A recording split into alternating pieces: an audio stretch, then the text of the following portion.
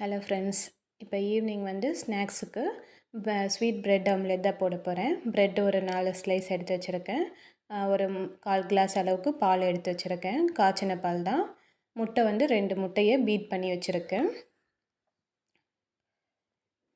ஒரு 4 ஸ்லைஸ் அளவுக்கு போடலாம். நான் சொல்கிற அளவில் வந்து ஒரு 4 ஸ்லைஸுக்கு ப்ரெட்டுக்கு போடலாம். சர்க்கரை வந்து 2 ஸ்பூன் ஆட் பண்ண போகிறோம். உங்களுக்கு ஸ்வீட் எவ்வளோ வேணுன்ற அளவுக்கு நீங்கள் போட்டுக்கலாம். கொஞ்சம் ஸ்வீட் அதிகம் வேணும்னா ஒரு 3 டீஸ்பூன் கூட போட்டுக்கலாம். இப்போ வந்து பாலை வந்து கொஞ்சம் கொஞ்சமாக சேர்த்து பீட் பண்ணிக்க போகிறோம். ஏன்னா 2மே கரையணும்.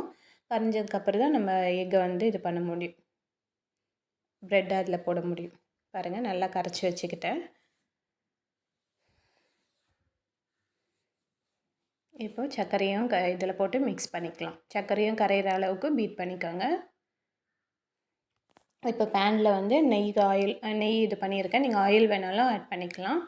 நெய் கொஞ்சம் அதில் போட்டு இது பண்ணி வச்சுருக்கேன். இப்போ வந்து ப்ரெட்டு இதில் நனைச்சி அதுக்கப்புறம் தவாவில் போட்டுக்கலாம். சும்மா ரொம்ப நேரம் விடாதீங்க. இது வந்து பேக்கரி ப்ரெட்டுனால சீக்கிரமாக இது புண்டு வந்துடும். அதனால் டக்குன்னு நான் எடுத்துடுறேன். 2 சைடும் திருப்பி இது பண்ணிவிட்டு டிப் பண்ணிவிட்டு பேனில் வச்சுக்கலாம். நல்லா டோஸ்ட் பண்ணி எடுத்துருக்கேன் பாருங்கள். அப்படியே சாஃப்டாக இருக்கும். ஏன்னா நம்ம 2மே சாஃப்டான பொருளை தான் ஆட் பண்ணியிருக்கோம், எக்கும் பாலும். ஸோ அப்போ வந்து 2மே மிக்ஸ் ஆகும்போது இன்னும் ப்ரெட்டில் பட்டு ரொம்ப சாஃப்டாக இருக்கும். நீங்கள் வந்து மாடர்ன் ப்ரெட் இருக்கு இல்லைங்களா, கடையில் விற்கிறது, அந்த ப்ரெட்டில் கூட போடலாம்.